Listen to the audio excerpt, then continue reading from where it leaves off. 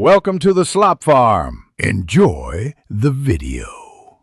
You start by validating prerequisites. Confirm device time, date, and region to avoid server mismatches. Next, prepare an alternate email or phone for verification, because often the block comes from reused or flagged identifiers.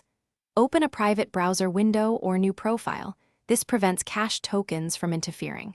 Also temporarily disable VPNs, proxies, and ad blockers. These look suspicious to Microsoft. Once done, proceed to attempt account creation immediately so new session variables take effect. Now move into the complex middle. Use the official Microsoft signup in an up-to-date browser because embedded forms and old TLS can trigger blocks. Pick a unique username and avoid corporate-looking formats or repeated sequences that automated filters flag. Enter recovery details that match your device region so geo checks pass. When the verification code arrives, enter it immediately.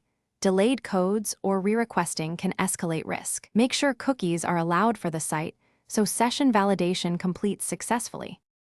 Finish by signing in, verifying the email or phone, and immediately adding security info and two-step verification. This reduces future blocks. If creation is still blocked, first check Microsoft service status for outages, then retry from a different network or device. Home versus mobile data often matters. If problems persist, capture the exact error code and timestamp. Then contact Microsoft support with that evidence so they can lift automated restrictions. One key troubleshooting tip: try.